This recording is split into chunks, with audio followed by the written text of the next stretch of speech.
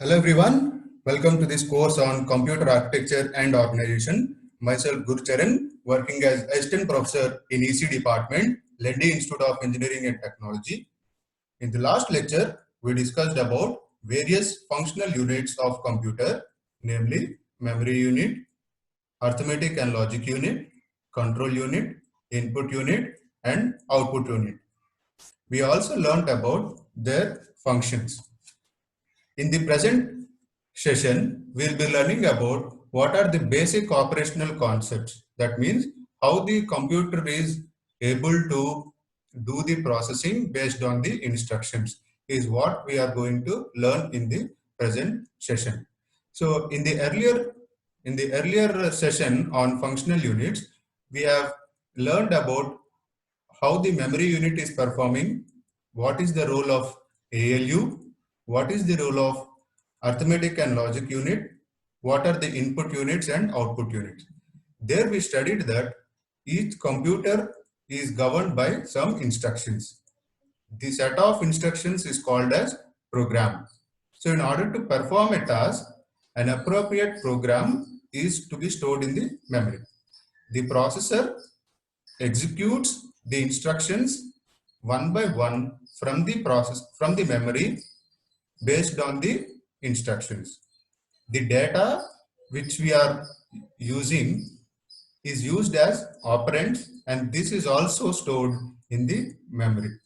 So in the present session, we'll be learning about the instructions, how the instructions are going to be executed, and we'll be taking one small example of an instruction and see how the processor is able to execute this instruction.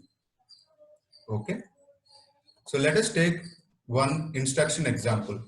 So here I am taking one instruction called as add location A, comma or not. Okay. So this is how the instruction is represented inside a computer. So for here, add ADD is called as opcode, and location A and R0 are called as operands.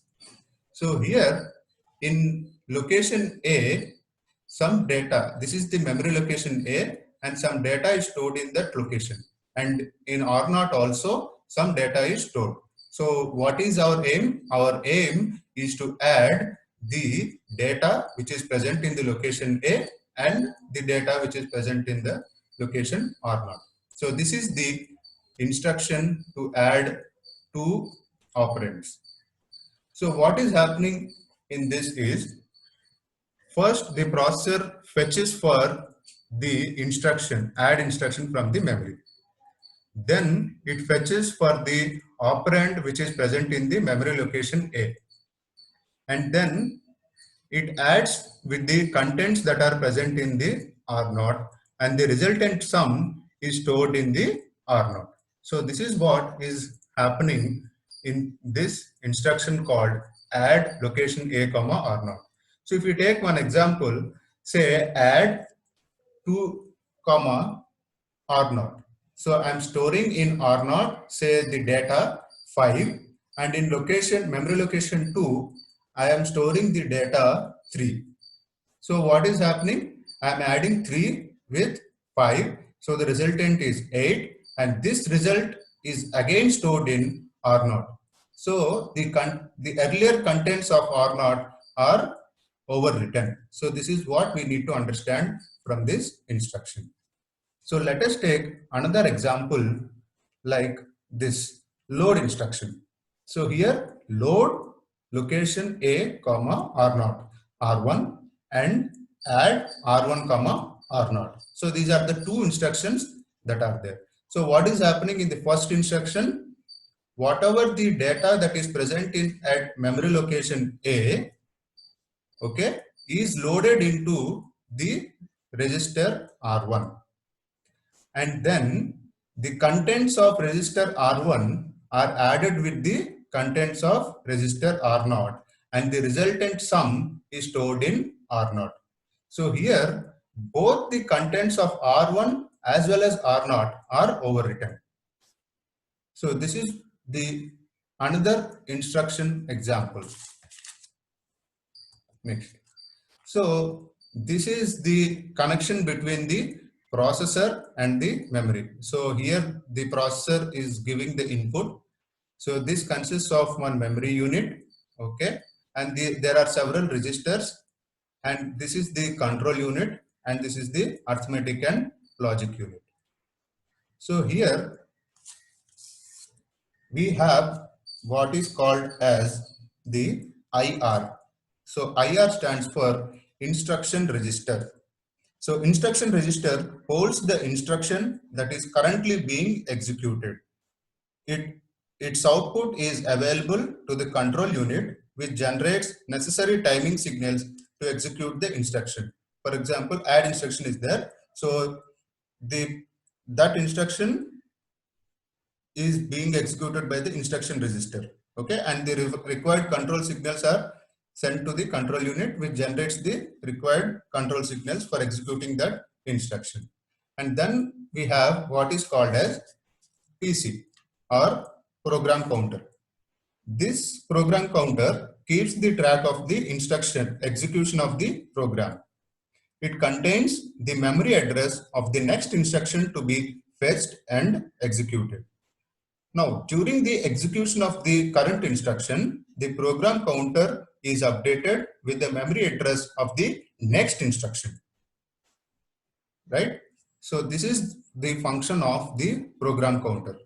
Then we have the general purpose registers like R1, R2, so on up to Rn minus 1. So n general purpose registers are there.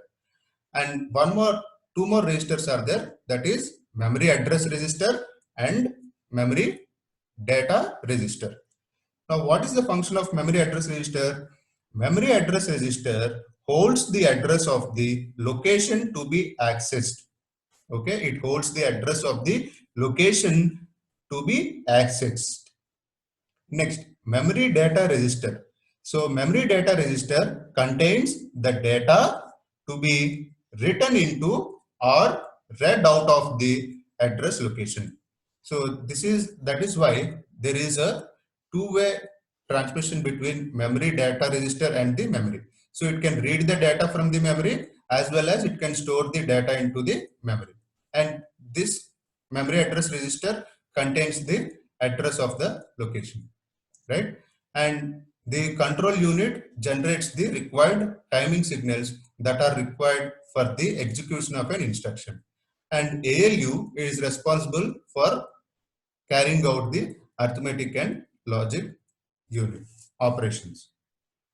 Now, for example, if an operand resides in the memory, it has to be fetched by sending its address to the memory address register, and the read cycle is initiated.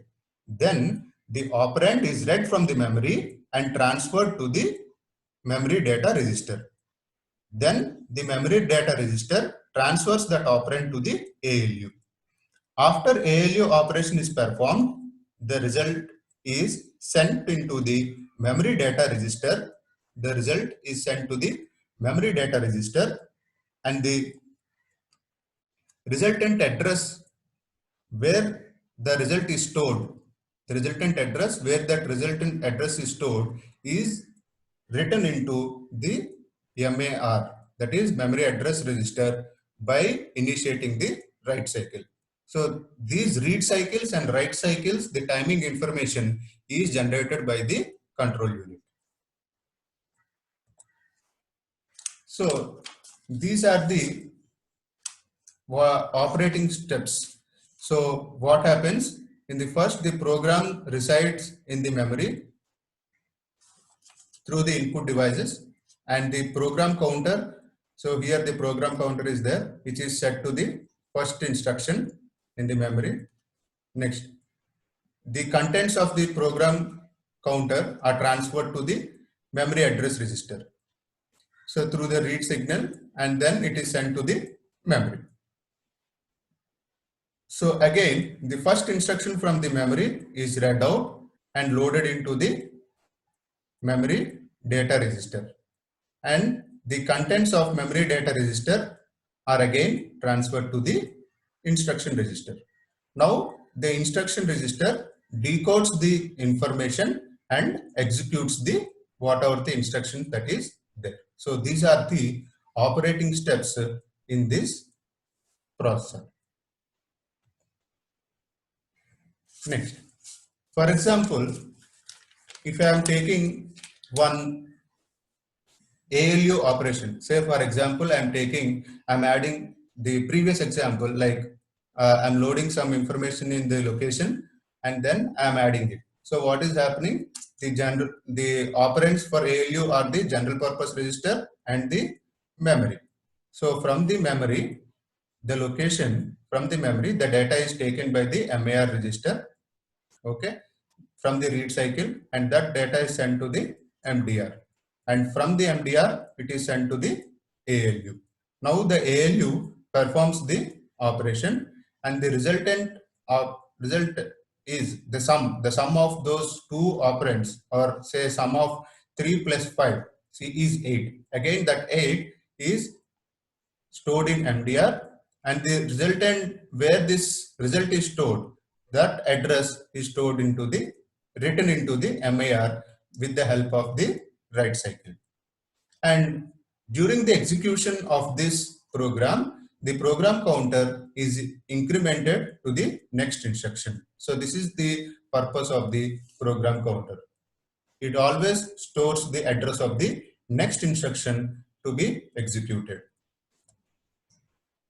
So for example, when these type of when the processor is busy in executing the add instruction, for at that point of time, if a request is coming from the IO devices or the input output devices, then how the processor has to continue. So then we go for this concept called as interrupt. So what is happening? The normal execution of the programs are stopped if there is a request from the input output device. So that request signal from the input output device is called as interrupt signal. So whenever the interrupt signal is coming, the present execution is stopped and the control goes to the where the interrupt has come. So that routine is called as interrupt service routine. So it serves the interrupt service routine. It completes the execution of whatever the input output data is asking, and then again it comes to the normal execution, and again it comes back to the normal execution. So this is called as interrupt cycle or interrupts. So the processor, while performing the current execution, it can also handle the interrupts at the same time. So how it is going to handle and what are the different steps in this, will be talking in the future course. Okay, at present, what we are able to think here is, if there are any interrupts from the input output device, the program will not stop here. The processor will stop the present execution. It addresses whatever the input output devices are through the program called as interrupt service routine, completes that routine, and again comes back to the original or the normal execution. So this is called as interrupts. So this is what are the basic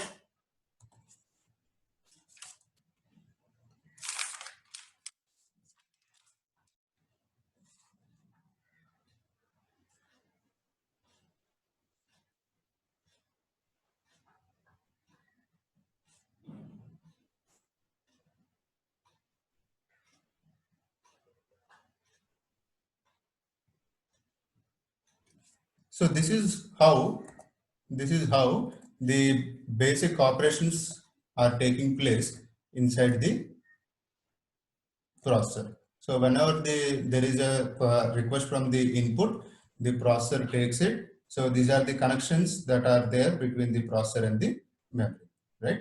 So this is the instruction register which executes the present instruction. The program counter is always stores the address of the next instruction, and these are the general purpose registers which are used for storing the data temporarily, and the memory set its location contains the address to be accessed, and the memory data register contains the data which is stored from the memory.